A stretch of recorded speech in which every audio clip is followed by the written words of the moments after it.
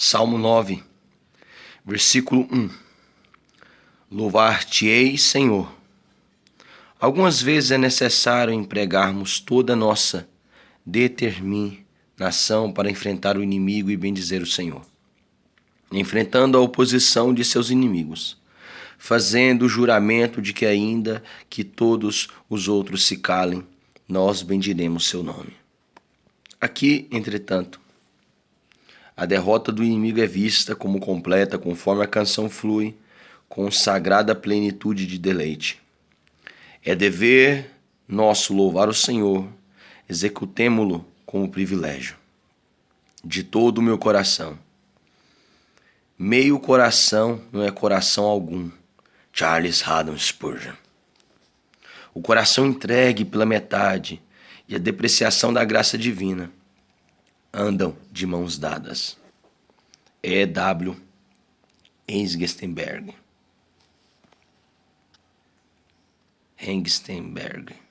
Versículo 1. Contarei todas as tuas maravilhas. Gratidão por uma misericórdia traz à memória outras milhares. Um elo de prata na corrente atrai uma longa série de lembranças ternas. Aqui está a obra eterna por nós, pois não há fim na manifestação de todos os seus feitos de amor. Charles Haddon Spurgeon. Quando recebemos do Senhor algo bom, que seja especial, é útil, conforme temos oportunidades, falarmos sobre isto a outros. Quando a mulher que perdeu uma de suas 10 dracmas encontrou o que faltava de seu dinheiro, ela chamou seus vizinhos e seus amigos e disse: alegrai-vos comigo, porque achei a dracma que eu tinha perdido. Quem conhece tanto as maravilhosas obras de Deus como seu próprio povo? E se permanecer em silêncio, como esperaremos que o mundo veja o que ele fez? Não temos vergonha de glorificar a Deus, dizendo o que sabemos e sentimos que ele fez. Fiquemos alertas para a oportunidade de revelar distintivamente seu agir. Sintamo-nos radiantes por termos uma oportunidade de, por experiência própria, contar algo que deve se tornar louvor a Ele. E aqueles que honram Deus, serão honrados por Deus em retribuição. Se estivermos dispostos a falar de suas obras, Ele nos dará o suficiente sobre o que falar.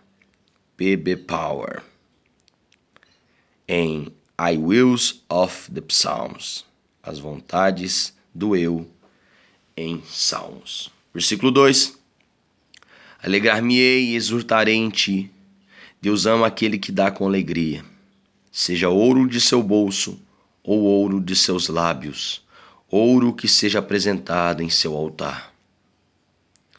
Ao teu nome, ó Altíssimo, eu cantarei louvores. Canções são a expressão adequada de gratidão interna, e seria bom se nos satisfazêssemos e honrássemos nosso Senhor com mais delas. O Sr. P.B. Power disse muito acertadamente: os marinheiros dão alegre brado ao lançarem a âncora. O lavrador assobia de manhã ao guiar os bois. A mulher ordenhadeira canta sua canção rústica enquanto faz suas tarefas logo cedo. Quando os soldados deixam amigos para trás, eles não marcham ao som de uma melodia fúnebre, mas ao som de acordes breves de uma melodia vivaz. Um espírito que louva faria por nós tudo o que as canções e músicas fazem por estes. E se somente pudéssemos nos determinar a louvar o Senhor, superaríamos muitas dificuldades que nossos espíritos fracos jamais conseguiriam, e deveríamos fazer o dobro do trabalho que seria feito caso as batidas do coração fossem languidas ou a alma fosse esmagada e pisoteada. Assim como nos tempos antigos, o espírito maligno em Saul cedeu à influência da harpa do filho de Jessé. Da mesma forma, o espírito de melancolia geralmente leva voo. Basta adotarmos a canção de louvor. Charles Haddon Spurgeon. Versículo 8. Ele mesmo julga o mundo com justiça. Administra os povos com retidão. Certamente a perspectiva de colocar-se diante do tribunal imparcial do grande rei deveria funcionar para nós como exame quando tentados a pecar e como consolo quando difamados e oprimidos. Charles Haddon Spurgeon. Em todas as coisas, o que a consciência culpada não suporta é ouvir sobre este dia, pois sabe que quando ouvir sobre ele, ouve sobre a própria condenação. Acredito que se houvesse uma arrecadação geral de todo mundo em favor da inexistência do dia do julgamento, Deus seria tão rico que o mundo passaria a mendigar e seria um deserto de lixo. Henry Smith. Versículo 9. O Senhor é também alto refúgio para o oprimido, refúgio nas horas de tribulação. É relatado que os egípcios, por morarem em pântanos e serem atormentados por mosquitos, costumavam dormir em torres altas, sendo libertos das picadas, porque os mosquitos não voavam alto o suficiente para alcançá-los. Assim seria conosco quando atacados pelas preocupações e medos. Se apenas corrêssemos até Deus, em busca do refúgio e do descanso seguro de seu socorro. John Trapp. Versículo 10. Em ti, pois, confiam os que conhecem o teu nome. A fé é uma graça inteligente, ainda que possa haver conhecimento sem fé. Não pode haver fé sem conhecimento. Dizem que a ignorância é a mãe da devoção, mas certamente se o sol se põe no conhecimento, é inevitável que anoiteça nas emoções. O conhecimento é tão necessário para a existência da fé, que as Escrituras, de fato, algumas vezes, batizam a fé com o nome de conhecimento. O meu servo, o justo, com o seu conhecimento justificará muitos. Isaías 53, 11. O conhecimento foi colocado ali para a fé. Thomas Watson.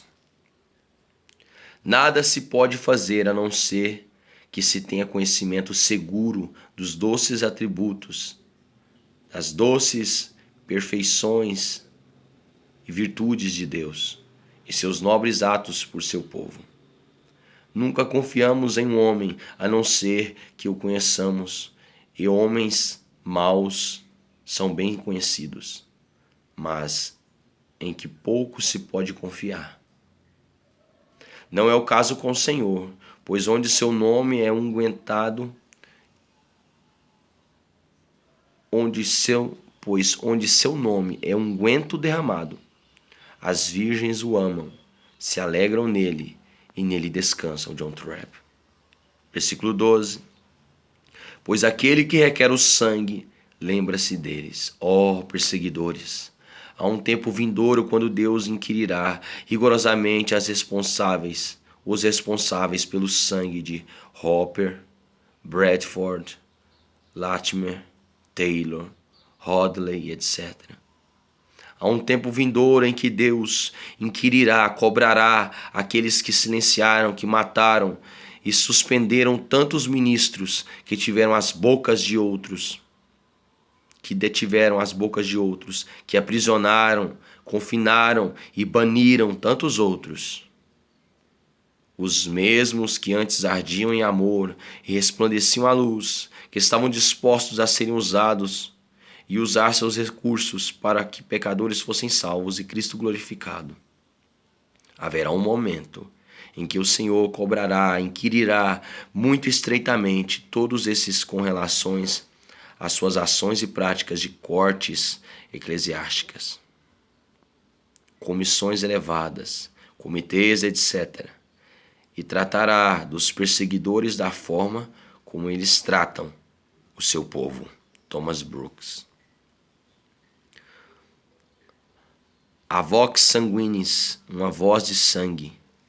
O que fez o ouvido, acaso não ouvirá? Essa voz cobriu o mundo antigo com águas. A voz está repleta de crueldade. Foi a vox sanguinis que clamou, e os céus ouviram a terra, e as janelas do céu se abriram para deixar o julgamento e a vingança caírem sobre ela. Edward Marbury. E não se esquece do clamor dos aflitos. A oração é um porto para o náufrago, uma âncora para aqueles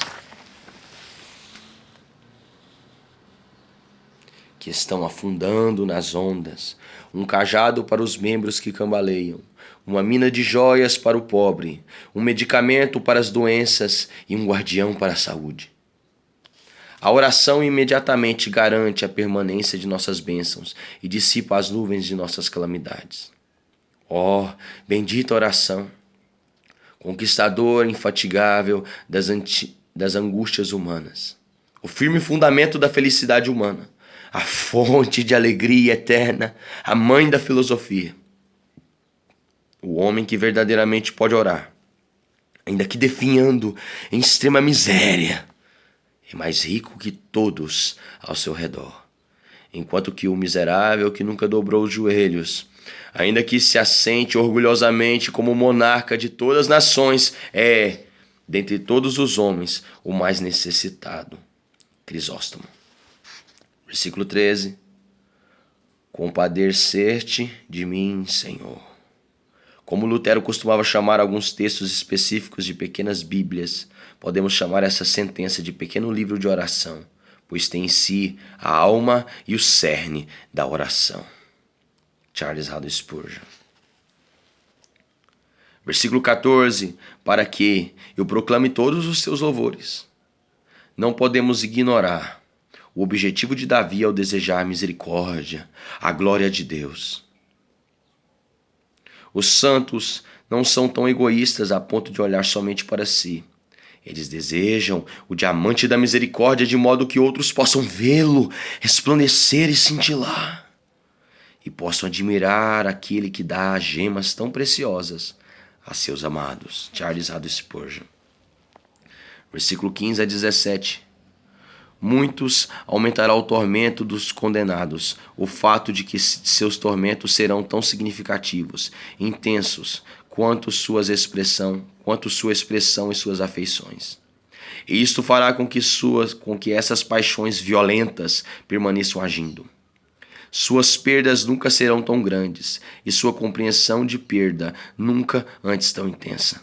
Contudo, se pudessem perder o uso da sua memória, essas paixões morreriam e, essa perda sendo esquecida, poucos afligiria. Mas considerando que não podem abandonar sua vida e seu ser, ainda que assim considerem a aniquilação como uma misericórdia extraordinária, também não podem abandonar nenhuma parte de seu ser.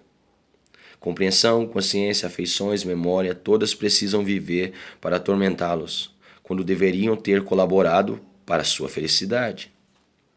E por meio dessas deveriam ter se alimentado do amor e a Deus e bebido perpetuamente as alegrias de sua presença.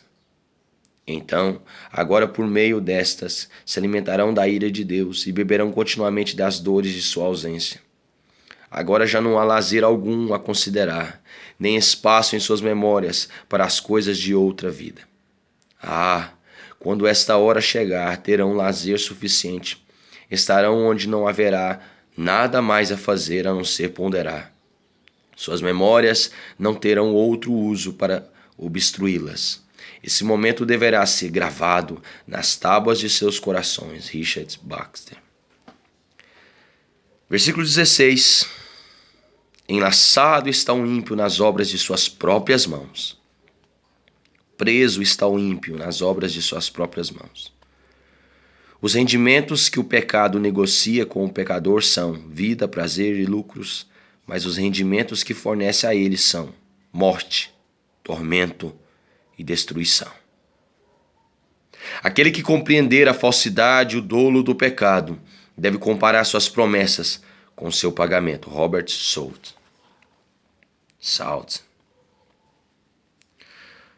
Não apenas lemos isso na palavra de Deus, mas toda a história e toda a experiência registram a mesma reta justiça de Deus ao enlaçar o perverso na obra de suas mãos. Talvez o caso mais marcante registrado, próximo ao de Amã morto na forca que ele mesmo preparou, é o caso conectado aos horrores da Revolução Francesa, em que nos é contado que, depois de 9 meses da morte da rainha Maria Antonieta na guilhotina, todos os implicados no destino final dela, o júri, os acusadores, as testemunhas, todos, pelo menos todos aqueles cujo destino é conhecido, pereceram pelo mesmo instrumento que matou sua vítima inocente. Na rede que lançaram para ela, prenderam-se seus próprios pés. Na cova que cavaram para ela, eles próprios caíram. Barton Boutier. Versículo 17. Os perversos serão lançados no inferno. Os ímpios, no momento da morte, devem vivenciar a fúria e indignação de Deus. Li sobre uma pedra angular na Etiópia, que tem 2 arestas. Com uma delas aproxima o ferro de si e com outra espelha o ferro que nela está. Da mesma forma, Deus tem 2 mãos, de misericórdia e justiça. Com a primeira aproxima os piedosos do céu, com a segunda ele entregará o pecador ao inferno. E quão terrível é esse lugar! É chamado de lago de fogo. Apocalipse 20, 15. Um lago para representar os muitos tormentos no inferno. Um lago de fogo para mostrar o furor desses tormentos. E o fogo, que é um dos elementos mais torturantes. Thomas Watson. E todas as nações que se esquecem de Deus. Há nações inteiras com essa conduta. As que esquecem de Deus são muito mais numerosas do que os profanos ou devassos. E, segundo a expressão hebraica, extremamente agressiva. Ao mais longínquo inferno será o local onde todos eles serão lançados de cabeça. O esquecimento parece ser um pecado pequeno, mas o homem que vive e morre neste pecado é traduzida a ira eterna. Mas ao homem que vive e morre neste pecado é traduzida a ira eterna. Charles A. Spurgeon. Lembrar-se do Senhor é manancial de virtude. Esquecer-se dele é fonte de vício. George Horne. Versículo 18. A esperança dos aflitos não se há de frustrar perpetuamente. Um pagão seria capaz de dizer a um pássaro que, com medo de um gavião, voasse até seu peito: não trairei você, não entregarei a seu inimigo, considerando que você veio até mim em busca de refúgio. Quanto mais Deus, ele não optará por entregar uma alma a seu inimigo, quando a alma se refugia em seu nome, dizendo: Senhor, não tenho confiança alguma em mim mesmo ou em qualquer outro. Em suas mãos entrego minha causa, entrego a mim mesmo e me apoio em ti. Essa dependência da alma indubitavelmente despertará o forte poder de Deus para defender tal alma. Ele fez o mais grandioso juramento que poderia sair de sua bendita boca, por si mesmo, que aqueles que voam para o refúgio para esperar no Senhor, terão grande consolação. Hebreus 6:17. William Gurnall. Versículo 19. Levanta-te, Senhor. Não prevaleça o mortal. Sejam as nações julgadas na tua presença. O que isso significa? Podemos considerar que o salmista está orando, pedindo a destruição de seus inimigos, como que os amaldiçoando? Não. Estas são palavras de alguém que está desejando que seus inimigos sejam prejudicados, não palavras de um profeta, de alguém que está prevendo, na linguagem das Escrituras, o mal que deve cair sobre eles por causa de seu pecado. Agostinho de Hipona. Versículo 20. Saibam as nações que não passam de mortais. Seria possível alguém pensar que os homens não se tornariam tão fúteis a ponto de negarem-se a ser apenas homens? Mas, aparentemente, esta é uma lição que apenas um mestre divino pode ensinar a alguns espíritos orgulhosos. As coroas que se vão e aqueles que as usam não passam de homens. Diplomas de elevado aprendizado não tornam seus dons nada além de homens.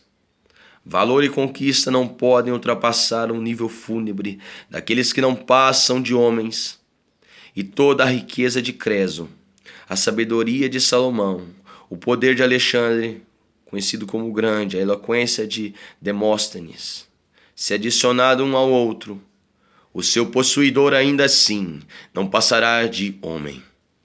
Lembremo-nos sempre disto, a não ser que, como aqueles no texto, sejamos entregues. Como aqueles no texto, sejamos entregues ao medo. Charles Haddon Spurgeon. O original é Enosh e, portanto, é uma oração para que se reconheçam como nada mais que homens miseráveis, frágeis, moribundos. A palavra está no singular, mas é usada coletivamente. João Calvino.